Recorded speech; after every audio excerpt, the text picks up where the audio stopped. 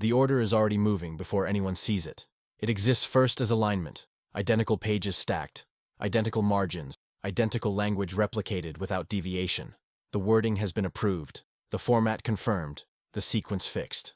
There is nothing ambiguous in it. Each sentence has been weighed, trimmed, rendered precise. It does not ask. It does not advise. It states. Copies begin to travel along established paths. They pass through rooms designed for receiving them. Hands accept the pages without urgency, without pause. Stamps fall where they always fall. Signatures follow the same angles they always do. Ink dries at a predictable rate. The order does not rush because it does not need to. Everything it requires already exists. The system recognizes it immediately. This is what it was built to do. A signal moves first, then the paper, then the acknowledgement. Each step triggers the next, with mechanical certainty. There are desks where nothing else happens but this. There are corridors that exist only to shorten the distance between authority and execution. No voice is raised. No clarification is requested. The language leaves no room for interpretation. It was designed that way. Timetables adjust themselves around it. Routines bend without complaint. Other priorities are quietly displaced, not cancelled, simply postponed. The order does not interrupt. It replaces. It inserts itself into the existing flow and becomes indistinguishable from it. What was planned for later now waits. What was uncertain now resolves. There is comfort in its structure. Every paragraph references another. Every instruction rests on precedent. It carries the weight of previous compliance, the reassurance of past success. It has been written to sound familiar, because familiarity reduces friction. Those who receive it do not need to be convinced. Recognition is enough. Acknowledgements return upward in clean succession. Received, understood, implementing. The language repeats itself with minor variations, like a chant stripped of meaning and reduced to function. No one adds anything. No one removes anything. Consistency is proof of discipline. Time begins to organize itself around the order's requirements. Specific moments are marked. Intervals are defined. Windows open and close. The future is divided into manageable segments, each accounted for. The order does not describe an outcome. It describes a process, and that is sufficient. Elsewhere, preparations align without coordination. Equipment is positioned because it always is when these words appear. Personnel adjust their posture, their schedules, their expectations. Nothing feels exceptional. This has happened before, in other forms, under other circumstances. The system remembers those successes, not the conditions that made them possible. The order continues downward, unchanged. Each level removes distance but not authority. By the time it reaches those who will act on it, the language has hardened into certainty. There is no origin anymore, only instruction. No intent, only direction. It does not explain why it must be done this way. It does not consider alternatives. It assumes compliance because compliance has always come. The absence of hesitation is not enforced. It is habitual. This is how stability is maintained. When the final acknowledgement is logged, the order is complete. Nothing more is required from it. It has entered the system fully, and the system has accepted it without resistance. From this point forward, events will unfold exactly as arranged. The outcome has already been scheduled. The structure that receives the order is older than any individual within it. It is composed of layers designed to narrow responsibility while preserving authority. Each layer exists to translate certainty into action without altering its shape. The order does not descend freely. It passes through defined points, each one engineered to confirm obedience rather than evaluate substance. What matters is not understanding, but placement within the chain. At the upper levels, movement is minimal. The order arrives already complete, requiring only acknowledgement. There is no discussion because discussion would imply discretion, and discretion is not part of the design. The environment is controlled, quiet, insulated from consequence. Here, distance from execution is considered a virtue. It allows clarity. It prevents contamination by detail. From there, the order moves downward, where interpretation becomes narrower, not broader. Each recipient receives less context than the one before, but more urgency. Authority is preserved by removing choice. The language remains identical, but its function changes. What was once directive becomes operational. What was once abstract becomes schedule. Protocols activate automatically. Procedures dictate who reads first, who signs next, who forwards, and who waits. The sequence has been rehearsed countless times, not for this order specifically, but for any order of this type. The system does not specialize in outcome. It specializes in movement. Training reinforces this structure long before the order arrives. Individuals are conditioned to recognize format over content, to respond to alignment rather than implication. Compliance is framed as professionalism. Efficiency is measured by speed, not reflection. To question is to delay. To delay is to fail. Rooms change as the order descends. Carpets become concrete, walls thin. Sounds carry. The distance between instruction and consequence shortens. But the authority embedded in the words remains absolute. Those who receive it at this level do not see the full shape of the operation, only their assigned segment. That is intentional. Responsibility fragments as the chain lengthens. No single point contains the whole. Each unit is accountable only for its portion, and success is defined as adherence. The system rewards exactness.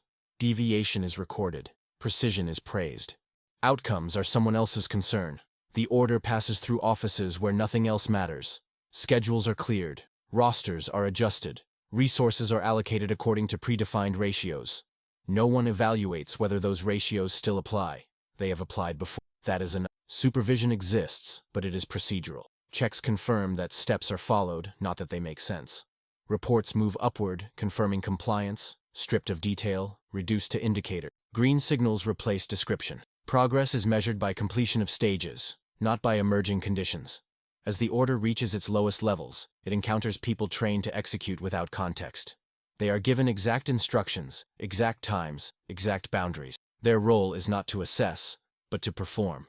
The system depends on this clarity. Ambiguity would introduce risk. The hierarchy holds because it is symmetrical. Commands descend, confirmations rise, nothing crosses laterally. No mechanism exists for warning to move upward once execution begins. The structure was not built for that. It was built to prevent interference.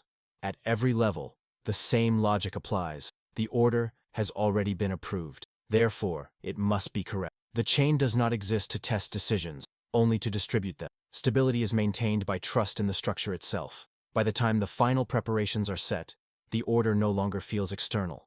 It has become part of routine. It is embedded in schedules, in checklists, in posture and expectation. The system is fully aligned. Nothing within the structure is capable of stopping it now. Execution begins without announcement. There is no single moment when action starts. Instead, a sequence activates across separate units at prearranged intervals. Each movement is triggered by a condition already satisfied, a confirmation already logged. The order does not require initiative. It requires synchronization, and synchronization is something the system performs well. Schedules are consulted and then obeyed. Clocks are checked against standardized time. Watches are aligned to the same reference. No one looks outside the prescribed window. What matters is not what is happening, but whether it is happening on time. Instructions are read aloud exactly once, not for emphasis, but for formality. The words are familiar in structure, if not in content. They follow a pattern that has been absorbed through repetition. Those who hear them do not need clarification. The order has been written to eliminate the need for it. Movement follows established paths. Personnel proceed to assigned positions without deviation. There is no excess speed, no hesitation. Each action is deliberate, measured, designed to fit within a broader sequence that remains unseen. Individuals understand only their immediate task. That is sufficient. Communication is minimal and standardized. Short acknowledgments replace conversation. Codes replace explanation. Silence is preferred, not because of secrecy, but because silence reduces variance. Every unnecessary word is a potential disruption. Equipment is deployed according to checklist. Each item is verified, not for suitability, but for presence. Boxes are checked. Indicators turn from blank to marked. The system records readiness as a binary condition, ready or not ready. No gradient exists. As execution continues, coordination becomes its own confirmation. When one unit moves, another follows because the timetable demands it. There is no waiting for outcome, only for signals. The absence of contradiction is interpreted as success. At no point is the order revisited. There is no provision for reassessment once execution has begun. The structure assumes that the moment for evaluation has already passed. What remains is performance. Observers note progress through reports that contain no narrative. Numbers replace description. Status replaces observation. Each report confirms that the previous step occurred as planned. Deviations are not reported, because deviations have not been authorized. The system values continuity. If one element proceeds, the next must follow. To pause would require justification, and justification requires authority that no longer exists at this level. Authority has already been exercised. What remains is obligation. Timing becomes critical, not because of external conditions, but because the order defines it as such. Delays accumulate invisibly, accelerations go unnoticed. Everything is judged against the plan, not against reality. Those executing the order do not see its full shape. They see boundaries, where to be, when to arrive, what to do. Beyond those boundaries, responsibility dissolves. The system has trained them to trust that what lies outside their view has been accounted for. There are moments when conditions differ slightly from expectation. These are noted internally, but not acted upon. The order does not include contingencies. Adaptation would require permission, and permission would require interruption. Interruption is not part of the process. Coordination continues. Signals are sent. Acknowledgements return. Each confirmation reinforces the assumption that everything is proceeding correctly. The absence of alarm becomes evidence of control. The order advances through its stages with mechanical precision. Each completed step reduces the possibility of reversal. The system is designed to move forward, not to reconsider. Momentum is treated as progress. By the time the final phases of execution are underway, the order has fully detached from its origin. It exists now only as action, unfolding exactly as instructed. There is no remaining space for interpretation, and no mechanism for doubt. Procedure has replaced judgment entirely. From within the system, nothing appears wrong. The first indications appear without emphasis. They arrive as minor inconsistencies in reports that were never meant to describe conditions, only compliance. A timing confirmation arrives slightly late, still within acceptable tolerance, and is logged without comment. A status indicator remains unchanged longer than expected, but no threshold is crossed. The system does not respond to suggestion. It responds to violation. Execution continues because nothing in the order allows for adjustment. The language that governs action is fixed, and the structure that carries it forward has no mechanism for reinterpretation. What was planned is still being followed. Therefore, nothing has gone wrong. As stages complete, the environment begins to diverge from expectation in ways the system cannot measure. The order accounts for sequence, not consequence. It anticipates progression, not interaction. The conditions it assumed are no longer present, but the order does not observe conditions. It observes time. Reports continue upward, compressed into standardized formats. They confirm completion of steps, not the state of the operation itself. When anomalies appear, they are reduced to data points without context. A number outside its usual range is noted, then absorbed into an average. The structure smooths irregularity by design. At lower levels, coordination persists, but alignment begins to strain. Units wait for signals that arrive precisely when scheduled, but no longer correspond to what they encounter. The discrepancy is noticed, but not addressed. Addressing it would require deviation. Deviation would require authorization. Authorization is no longer accessible. The order does not pause. It cannot.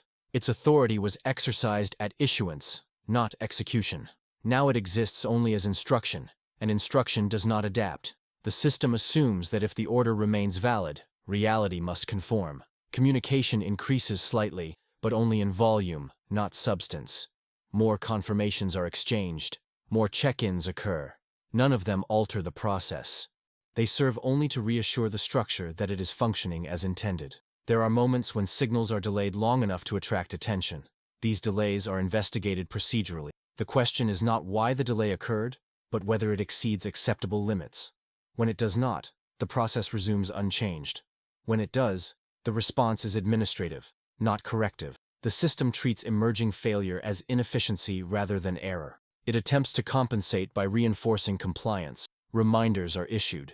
Schedules are reiterated. Language becomes more exact, not more flexible. Precision is mistaken for control. At certain points, those closest to execution become aware that outcomes are diverging sharply from expectation. They recognize that steps completed successfully are producing results not accounted for in the plan. This awareness has no channel. The structure offers no upward path for unsanctioned information once execution is underway. Responsibility remains fragmented. Each unit confirms that it has done exactly what was required. No unit can identify the failure, because no unit holds the whole. The order itself remains unquestioned, because questioning it would imply that authority can. The system is not built to accommodate that possibility. As the operation progresses, adjustments occur, but they are adjustments of alignment, not strategy. Resources are reallocated to meet the order's demands, not to address unfolding conditions. The plan consumes more of the system in order to sustain itself. The language of reports becomes increasingly abstract. Concrete observations are replaced by generalized assessments. Situations are described as developing, contained, under review. These terms have no operational meaning, but they preserve continuity. They allow the order to continue without interruption. There is no moment of realization. There is no collective acknowledgement that the order is flawed. What exists instead is a growing mismatch between what is being done and what is happening. The structure recognizes the mismatch only as noise. Warnings, when they appear, are indirect. They manifest as delays, shortages, misalignments. Each one is addressed in isolation, treated as a local problem. The system has no capacity to see them as connected. Integration would require perspective, and perspective has been deliberately distributed away. The order advances into phases that assume conditions no longer exist. It does so because nothing has instructed it to stop. The authority that could intervene has already moved on, its role completed at issuance. What remains is process, moving forward because forward is the only permitted direction. By the time the signs become unmistakable, they no longer matter. The structure is fully committed. Reversal would require coordination across levels that have been intentionally separated. No such mechanism exists. The failure is no longer approaching. It is already present, embedded within the execution, indistinguishable from it. The collapse does not announce itself. It unfolds as a continuation of the same motion that carried the order forward from the beginning. The system does not register a transition from execution to failure. It records only that later stages have begun. What changes is not the procedure, but the scale at which its consequences become visible. Actions taken earlier, precisely and on schedule, now interact in ways the order never accounted for. Processes overlap where they were meant to remain separate. Resources converge where they were meant to remain distributed. The structure interprets this convergence as progress because convergence appears efficient. It is not. Loss emerges first, as absence. Expected confirmations do not arrive. Scheduled responses are returned incomplete, delayed, or replaced by silence. The system does not interpret silence as warning. It interprets it as pending. Pending requires patience, not intervention. The order continues to demand alignment. Units attempt to comply by extending themselves beyond their initial parameters. Additional effort is applied in the direction already defined. The system assumes that persistence will resolve inconsistency. It does not consider withdrawal, because withdrawal was never specified. Breakdowns begin to cascade, not because of chaos, but because of coordination. When one element fails to complete its task, adjacent elements compensate automatically. They were trained to do so. This compensation spreads stress across the structure, redistributing failure rather than containing it. Reports sent upward now lag behind events by a widening margin. The information they contain reflects what should have happened, not what has. Accuracy gives way to continuity. The priority is to keep the reporting chain intact, because the reporting chain is evidence that the system still exists. At lower levels, execution persists even as conditions degrade. Instructions are followed because they remain valid on paper. There is no authorized language to describe what is occurring. Without language, recognition cannot become action. What cannot be named cannot be stopped. The order's timelines no longer correspond to reality, but reality is not a recognized input. The system operates on schedule, not observation.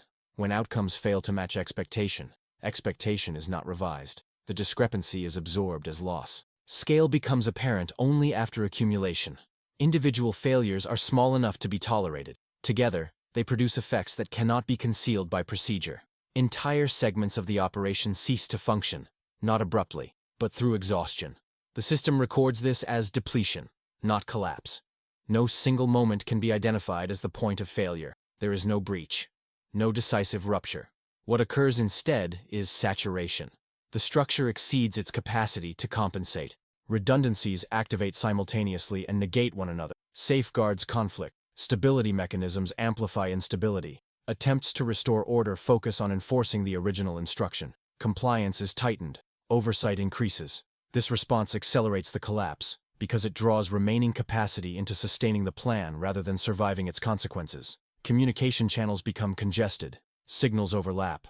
Confirmations lose relevance before they are received. The hierarchy responds by simplifying messages further, stripping them of nuance. What remains is affirmation without content. Yes. Proceed. Continue. Loss expands beyond what the system was designed to absorb. The order has no provision for termination under its own authority. It assumes completion. Completion becomes impossible, but impossibility is not a recognized state. The system continues to act as though the end is approaching, even as it recedes.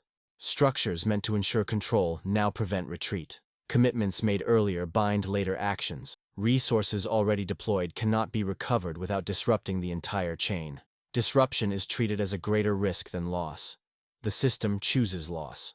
What remains of coordination functions only to move consequences from one segment. Damage is redistributed, not reduced. Each level passes strain downward until there is nowhere left. The collapse is not dramatic. It is administrative. It is procedural. It is recorded in logs that grow longer and less specific. It is reflected in schedules that are revised without explanation. It is acknowledged only through adjustments that fail to change direction. By the time the structure recognizes that the order cannot be completed as written, the recognition has no authority attached to it. Authority was expended at the moment of issuance. Nothing remains that can countermand. The system does not stop. It exhausts itself executing an instruction that no longer corresponds to any achievable state. What is left is not a battlefield, but a deficit of function, of capacity, of coherence. The order has been followed exactly. The result is total. There is no corrective action capable of restoring what has been consumed. The collapse is complete, not because the order was disobeyed, but because it was obeyed to the end. Afterward, the system continues. There is no formal conclusion. No terminal signal declares the operation ended. The order simply stops generating new actions. What remains is residual motion.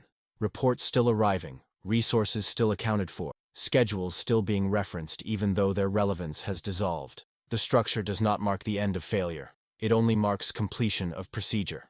Records are compiled carefully. Timelines are reconstructed from logs that were never meant to tell a story. Each entry confirms that instructions were followed, that confirmations were sent, that protocols were observed. Gaps are noted, but only as missing data. The absence of information is treated as a technical issue, not a reflection of consequence. Language becomes passive. Events are described without agents. Outcomes occur without causes. Loss is referenced indirectly, folded into aggregate figures that obscure scale. Nothing in the documentation contradicts the legitimacy of the original order. Therefore, the order remains valid in retrospect. No single authority claims ownership of the result. Responsibility disperses naturally across the same hierarchy that enabled execution. Each level can demonstrate compliance. Each signature matches its requirement. Each procedure aligns with regulation. The system confirms that it functioned as designed. Discussion of the order fades quickly. It is not forbidden, but it is unnecessary. Attention shifts to subsequent directives already entering the chain. The structure does not dwell on anomalies. To do so would interrupt flow. Continuity is prioritized over reflection. Those closest to execution return to routine. Positions are reassigned. Equipment is reallocated or written off. Training resumes unchanged. The experience is absorbed as precedent without being articulated. What cannot be codified cannot be institutionalized. At higher levels, summaries circulate briefly and then stop. They contain no recommendations. Recommendations would imply discretion. The absence of recommendations preserves the appearance of stability. The system remains intact, and that is treated as success. No correction is issued to address the conditions that made the failure inevitable. The order is not revised. It exists now as a completed action within the archive, indistinguishable from those that preceded it. Future orders will reference the same structures, the same assumptions, the same channels. Time passes. New instructions move through the same corridors, formatted the same way, approved with the same efficiency. The memory of failure becomes abstract, detached from consequence. It is remembered only as data, not as warning. The structure does not change, because it does not recognize the need to. From within, the system performed correctly. The outcome is external to its definition of function. Somewhere in the records, the order remains preserved exactly as it was issued. The language has not altered. The certainty remains intact. It waits alongside others like it, ready to move again when called upon. Nothing in the system suggests that this command was different. Nothing in the system suggests that the next one will. The mechanism resets, prepared to repeat the same motion with the same confidence toward a future already shaped by obedience.